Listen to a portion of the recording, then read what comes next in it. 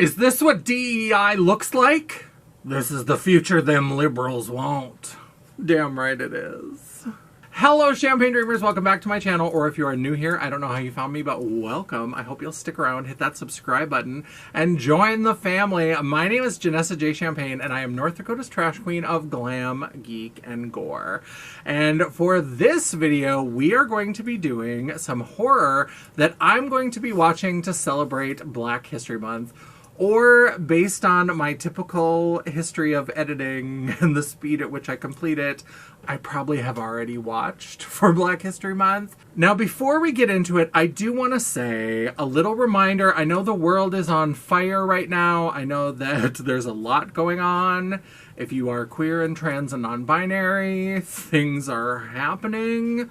I want to acknowledge all of that. And I know there's been a lot of talk about DEI initiatives being rolled back or being canceled, especially at the federal level. And just as a little reminder, as somebody who is a little bit more seasoned, deleted old, I just want you to remember that all of these DEI initiatives, while we still want to hold these businesses and these corporations accountable for bowing down to the tangerine twat and like giving in and rolling back their DEI, we need to remember that a lot of these programs are less than 2 decades old.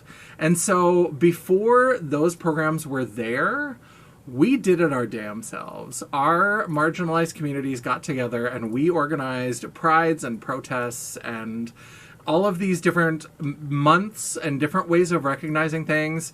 Now, certainly we should be holding people accountable. We should be calling them out when they roll things back. But it doesn't mean that DEI is disappearing. It doesn't mean that we can't create inclusive spaces ourselves. We've done it for decades. We will do it again if we need to. So remember that. Keep that little bit of hope. Just because Target isn't going to like put out their shitty Pride merch every year or whatever, we can still create community and create inclusive spaces. So if you're excited to see what I am going to watch or probably have watched for Black History Month, then stick around, grab some popcorn because we're getting into it right now.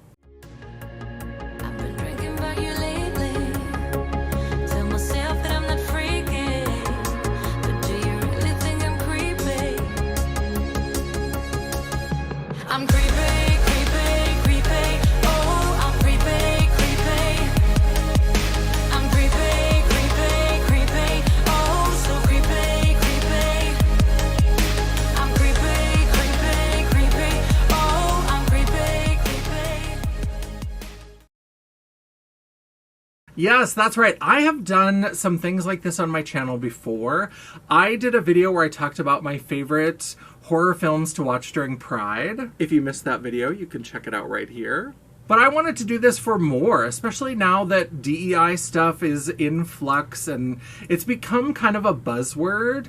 One thing that I think is great, I've seen some memes and some different things, and I think if you get somebody who's kind of in your face about DEI, I would tell them that, you know what, if you're going to say you don't support DEI, you should have to say the whole thing. Say you don't support diversity, equity, and inclusion. Say it with your whole chest, because when you have to say those words and say, I'm against inclusion, I'm against including people, that's where it's a little bit sketchy. They like DEI because it's sort of neutral and they can convince their sheep that it's just this thing that doesn't mean what it actually means. It just becomes something that they can talk about. So I definitely recommend challenging people on that when you run into it. But I think we can do it. Now also, the elephant in the room. I am talking about the horror that I'm going to watch for Black History Month. Look at this pale fish. I clearly am not the expert. I am not the go-to. This is just my platform, and so I'm telling you what I'm watching. And you know what? I challenge you, if you're going to watch a movie off of this list, which I recommend that you do because I think that these are great movies. I think that these are great things to watch to celebrate Black History Month. But I would also challenge, for every movie that you watch off of my list, go and find a Black creator on YouTube, on this platform, or if you prefer the TikTok or you're on Instagram, whatever it is, find a Black creator who is doing horror on whatever your favorite platform is, and look at what they are reviewing and recommending as as well. So I definitely want you to watch this list, and I want you to see and get some recommendations, because I think that these are really great movies, but also listen to the Black creators that are on this platform or your favorite platform. Now, before we even get into the movies, essential viewing, I have talked about this multiple times, like and such as in this video. But I absolutely love the documentary Horror Noir on Shudder. It is so good. It is a huge collection of interviews with Black actors, directors, creators, authors, people who work in horror, people who do podcasts, and it really traces the history of Black horror. So Black people in horror and being featured in horror and the subjects of horror and maybe being sort of referenced in horror in not so great ways, up until more present day where we're talking about Black creators creating horror by and for Black people. So Horror Noir, essential watching. So that's not even a recommendation, because for me, I think you should have already watched it. So definitely check that out. Horror Noir on Shudder. One of my favorite documentaries of all time. So absolutely watch that. But we're going to get into my countdown of what I'm watching. It's not really a top 10. I didn't want to do a top 10 because, again, I'm not going to be your go-to. I'm not going to be your expert. But I was like, let's count down of 10 recommendations. And there's a couple things on this list that maybe even I haven't seen. I want to watch some new horror. I want to recommend some stuff I already love. But I want to watch a couple things that even I haven't seen yet to kind of celebrate the month. So let's start with number 10.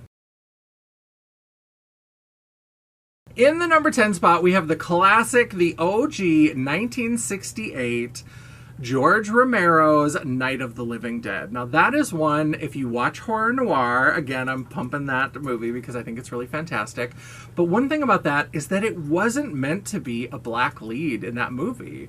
George Romero, when they were holding the auditions, Duane Jones, who came in and read, was just the best person for it. And so he cast him, and it gives the film a much different kind of feeling, especially the ending hits very different in terms of how we think about what's happening in this sort of zombie apocalypse world, what's happening with the survivors who are kind of holed up in the farmhouse, the dynamics, the relationships.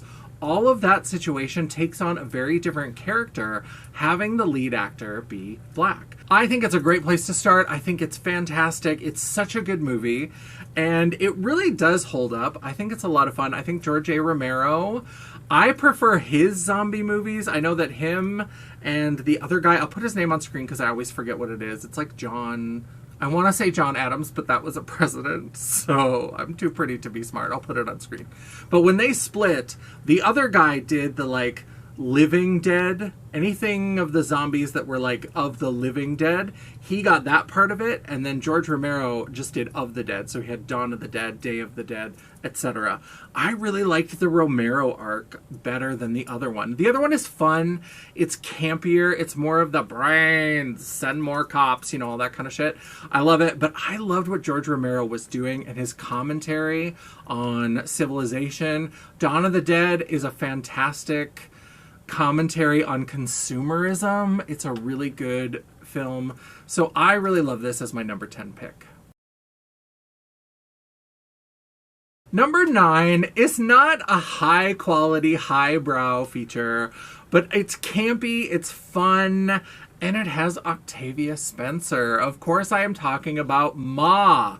I love Ma. I think it's a lot of fun. I could watch Octavia Spencer in anything. I know that The Help is kind of problematic. I know that it's sort of a white savior film, but I love The Help. And I love Octavia Spencer. So when I saw that she was doing a horror film, I was in it. And it's not perfect. It's a little bit cheesy. Some of the connections are a little bit strange, but I love it. So if you want to see Octavia Spencer being absolutely unhinged and terrorizing a bunch of teens, absolutely watch Ma. It's a lot of fun. In the number 8 spot, we have Tales from the Crypt, Demon Knight. And this is because of Jada Pinkett Smith, who was Jada Pinkett at the time. This is also talked about. They have the director in Horror Noir, and he talks about the genesis of the film and how he really had to push because the studio wanted him to cast a white woman as the main character. And he was like, I've got Jada Pinkett. I've seen her in other things. She's going to be exactly what I want in this role. And it really was pushing against this studio system that said, okay, well, we can have black people in our horror films, but we need to have a white lead. And he was like, no, we're not doing that. We're not doing that. Jada Pinkett, she is my lead. She is my Geraldine. That's what we're going to do. And she gives a fantastic performance. And he gives this great anecdote in Horror Noir where before they started filming, she called him up and she was like, so I kind of just bleached my hair platinum blonde. Is that a problem? And I think that's great. I think that's a really fun little thing. And I loved her look in that. I thought it looked great.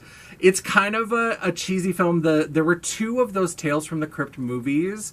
There was Demon Knight was the first one, and then I think Bordello of Blood was the name of the second one. And they were just kind of cheesy, campy fun. If you've seen Tales from the Crypt, it's exactly what it says on the tin. Like, it's based on these 1950s comic books. Again, nothing super highbrow, but it's just fun and campy, fun effects. Billy Zane is in it. He could still get it. Oh, I love me some Billy Zane. But I love Demon Knight. It's a lot of fun. And Jada Pinkett Smith, I was a really big fan of hers for a while, and I love that she got to be in a horror film where she survived a little bit longer than she did in Scream 2. In the number 7 spot, a movie that I'm going to watch again. I have to find it because Shudder had it for a while and I don't think they have it anymore. I watched it once. It's something that, again, was talked about in Horror Noir. A lot of this goes back to Horror Noir. But Ganja and Hess is this vampire movie that stars Duane Jones, who was the lead in Night of the Living Dead. He was in this film called Ganja and Hess that's a vampire movie. And it plays with the idea of blood and sort of blood curses and all of this stuff and how different things affect the black community. It's a little bit cerebral. When I watched it, again, I don't know if I saw the best cut of it. I think I talked about this in my vampire video. If you want to see if I did or not, because I don't remember, you can check out this video right here. But Ganja and Hess is an interesting movie. It is very cerebral. The cut that I saw was a little bit hard to follow, but it's been infamously hard to find, and it's been kind of chopped up in different ways. And so I'm going to try to find maybe like the best sort of director's cut that might be out there. I'm going to see if I find a different cut that maybe makes it a little bit easier to follow, gives us a little bit more of the detail. But I decided I need to give it another chance because I recently rewatched Horror Noir, and listening to them talk about it, I was like, there must be something that I didn't catch on that first viewing. Maybe it's something that just needs more than one viewing, and so I'm going to check out Ganja and Hess again this month. In the number 6 spot, I don't love zombies. It's not my favorite, but I do sometimes like movies like 28 Days Later, where they play around with the idea of what a zombie is, because I think it was Robin Cook who talked about the different sort of types of horror. Again, this is me kind of nerding out about the theory and all that kind of stuff, going way back to my grad school days, where they talked about different types of horror, and one of them, which is zombies or something like The Birds, is the horror of proliferation. And what that is a threat that just overwhelms you. So like a zombie, now there are some movies that have the faster zombies, and it's kind of a different sort of thing. But traditional slow-moving zombies, brains, all that kind of stuff, what's scary about zombies isn't one zombie. Because all you have to do is you hit them on the head with a shovel, you shoot them in the brain, you just have to take out the brain, and then you're fine, right? And they're slow moving, they're not very smart, and so you can go up, hit them with a shovel, shoot them in the brain, whatever you need to do.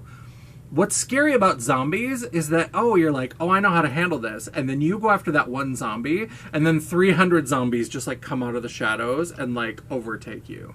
That's the horror of proliferation. So I don't love zombies. I do love some of those kind of horror of proliferation. I really like The Birds.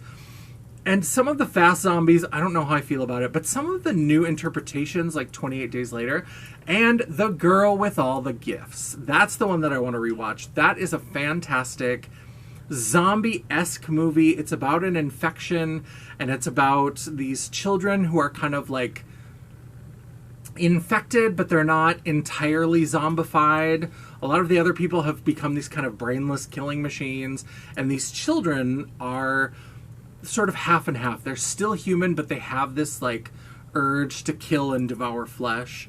And they're in this like military school where they're trying to educate them and study them and all this kind of stuff. It's a really fascinating film, and it's another one where they didn't intend for it to have a black lead, but the girl who plays the main character, the sort of half zombie character who's in this school, she came in and she was the best actress to audition, and so they cast her. And again, it gives it this different character when you see her against a lot of these sort of white leader figures in terms of what does the future look like? Who does the future belong to? It asks a lot of questions that have a different resonance when you have the main character who is black. So I think it's a fantastic zombie movie. I may do a video at some point. Again, you can tell me down in the comments if you want to see my like top 10 zombie recommendations from somebody who doesn't go like real deep cut into zombie movies. I like ones that are a little bit different, a little bit quirkier. So let me know if you want to see that. But This Girl with All the Gifts is a fantastic movie on that list. And I think that one is available on Shudder as well. In the number 5 spot, I can't believe I haven't seen this film. That's why this isn't really a top 10, because I said there's also going to be stuff that I haven't seen. And I cannot believe that I haven't seen Bad Hair. I have heard so many good things about this. I've heard that it's campy and it's a little bit wild. And of course, it's got fabulous people in it that I love. And so I'm going to check out Bad Hair. That's going to be the one that I haven't seen that is going to be my new watch. Now, the last time around with our dictator-in-chief, I had a hard time watching horror because I felt like there was enough horror in the world. It didn't necessarily calm me or make me feel good in the ways that I like movies to make me feel. So horror is going to be a little bit tough, I think, for the next couple of years, maybe. But I'm going to try to power through because I think a lot of these have really good messages or they're just a lot of fun. And I have really wanted to see the movie Bad Hair, and I just haven't gotten around to it. And so I'm committed. We're going to watch it this month. Maybe we'll do a dedicated video. Let me know down in the comments. Again, leave me that comment. We love some engagement. Let me know if you'd love to see a dedicated video on Bad Hair. In the number 4 spot, if you like a comedy, now there are a lot of jokes in here. I got a lot of them, but this is definitely for the community. This is for the people at the cookout. The Blackening. This is such a fun kind of slasher movie. And I loved the marketing. From the very first poster that I saw, it was all of the characters, and it said, "We all can't die first." Because, of course, that's one of the tropes of horror, is that the black character dies first. It happens a lot, especially if there's like a black female and a black male character. The black man is going to die first. Like, he's just cannon fodder. And so the woman sometimes will make it a little bit longer, and it's one of those things that it doesn't happen every single time, and they talk about that in horror noir, but it's one of those tropes. And so having a full cast of all black characters, they get to play with a lot of those expectations around black characters in horror. And it's just a lot of fun. There's a lot of inside jokes. There's a lot that I recognized just from my research and from my friends and all that kind of stuff. But I bet for the community, there's a lot of stuff in there that you're really just going to enjoy, and it's going to really kind of lampoon a lot of the expectations around black characters in horror. And it's just a fun movie. It's got a fun story. The way that they put the characters together, the sort of situations, the way that it plays out is just really well done. So I definitely think if you like a more humorous take on your horror, you don't want it to be too serious, you like jokes and you like running commentary and all that kind of stuff, The Blackening is absolutely for you. In the number 3 spot, The Angry Black Girl and Her Monster. If you have not seen this movie, it is so good. It is a modern reinterpretation of the Frankenstein story with a high school student and her brother. And she's really into science, and she's really into kind of Victor Frankenstein-y kind of thing. She loves sci-fi, and some things happen, and so she becomes the angry black girl and her monster. And the story is really good. This is really fun retelling of that Victor Frankenstein mythology, what was created by Mary Wollstonecraft Shelley. She kind of created this sphere, and this takes it in a whole new, interesting, fascinating dimension and talks about community politics and all of these different things. We know that I love horror that's got social commentary, so obviously I love this. I think it's fantastic. But I am very excited to rewatch The Angry Black Girl and Her Monster. So good. This one has some really great gore effects. This one is not as funny, so if you want something that's a little bit more gory, a little bit more sci-fi infused, this could be a really great movie for you to watch. In the number 2 spot is the remake, extension, requel, sequel to Candyman. Candyman, I think it's 2019. So good. I love what they did because the original Candyman was groundbreaking, and of course established. Tony Todd is a fantastic actor and has done a lot of great things, and has done a lot of great things both in and out of horror, but he's really kind of, I think, most known to a lot of horror fans from Candyman. And that movie was fantastic, but it did have some of the problems of, it brought in some of those tropes, whether intentional or not, of the sort of black man lusting after the white woman. There's a little bit of that, but it does kind of bring in this history of racism that leads to the creation of Candyman that was very interesting. And so this new extension really tries to take that and correct some of those earlier problems and make it more about an all-encompassing history of racism, and that this is something that has happened cyclically, that it happens over and over again, and these people who become part of these Candyman stories are representations of the history of racism in our country. And this is a perfect thing to watch now because they're certainly trying to erase any of the history that they don't like. This is not going to become a politics channel, but just be prepared that this is probably going to become frequent commentary on my channel in the next few years, if we survive. If your channel is allowed to. Yeah, I know, if it'll allow. Oh. So I love this Candyman, and it's just got really great direction. Oh, it's so beautiful and atmospheric, and there's some great moments that are a little bit gory. There's a lot of kind of suggestion. There's a ghostliness to it that I really, really love. The way that it ties back. I love that Tony Todd, may he rest in peace, got to have a fabulous cameo and really got to honor his legacy from the original movie and the sequels. So fantastic. I absolutely love Candyman. And in the number 1 spot, this is a frequent rewatch for me no matter what month it is, no matter what we're celebrating. I love Jordan Peele's Get Out. It is so good. It is, I think, the gold standard for creating a good horror movie that also has really cutting, fantastic social commentary.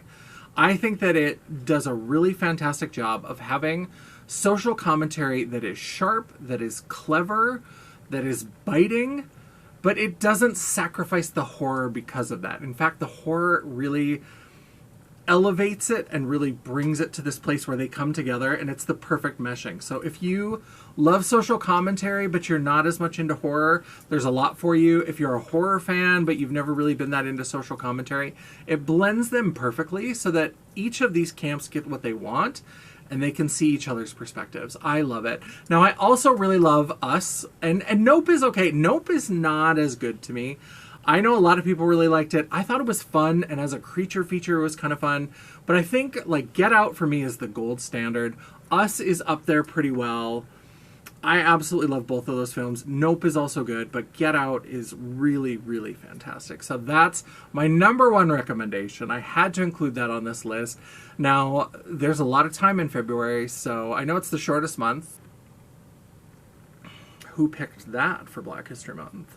But I think that there's a lot of time to watch all these movies, so watch all of Jordan Peele's, but I especially love Get Out. That's, of the 3, that's my favorite to recommend. All right, that is my watch list. That's what I'm going to be watching, and we're filming this early February, and I've already started a little bit of this, but this is what I'm going to try to watch throughout the month of February for Black History Month.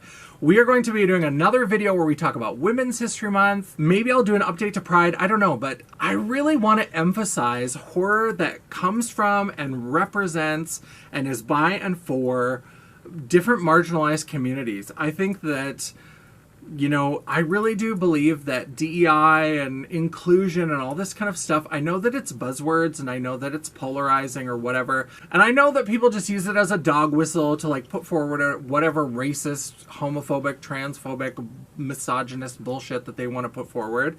But I really want to say that we don't need other people to do it. We can do it for ourselves. And so there's going to be more of these kinds of lists on my channel as well, where we talk about what are some great films that represent this marginalized community or are created by this marginalized community. So hopefully you enjoy them. Let me know down in the comments what you think. And you know what? While you're down there, don't forget to tell me that you appreciated this video. Give me that thumbs up to tell me, hey, I like this. Let's keep this going on your channel. Or if you are one of the maggots and you are like, have this video get onto my recommendation. I don't know how you made it this far if you're that person, but if you are, what you could do now to really stick it to me is go ahead and give me that thumbs down. You tell me that you're displeased with what I've done, because you know what?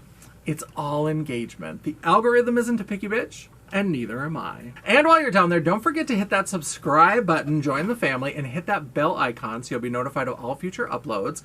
I try really hard to make sure I upload at least one video a week, and I try to spread it out amongst glam, geek, and gore, so there's a little bit of something for everyone. And if you're lucky, you might even get a bonus video. Ooh, get out of here! Like, get out, maybe? Horrific. If you'd like to chat, banter, or commiserate between uploads, all of my social media will be linked down in the description box below, including a link to my website, The World of Champagne at janessajay.com. Thank you so much for watching. I love and appreciate all of you for coming by and sticking around and staying through the bloopers, checking everything out. So I really appreciate all of you. And until I see you again, bye. Looking good. Number 10 is the classic, the OG. Ooh, titty falling down. Okay. You got glued now too? Yeah, well, I did put a little bit of glue, but then I had to move it because it had shifted, so I may have to glue it again. But Yes, you're just a little lower Oh, I also- than normal. I mean, we're barely just below Yeah. the necklace. So. yeah, it just needs to create that like shape, the kind of form. Yeah, I just want a slightly womanly shape. Yeah, I know. She's hanging. Okay. She could use a push-up. They're just. You tell me you're displeased with what I've done. And so I think watching that is a really fantastic start to your Black History Month horror. Oh. That's all. I was like, I don't want to. In the number 7 spot, a video that I am going to watch. Nope. Baganja and Hess is a fun. It's not fun. Candyman. Candyman. Candyman. No, bitch. We're not doing that today. It's not going to happen. I know better. So what is his 5 times? 5, yeah. I really want to emphasis more. I want to emphasize. And people use it as a dog whistle to just like enact whatever horrible, racist, homophobic, transphobic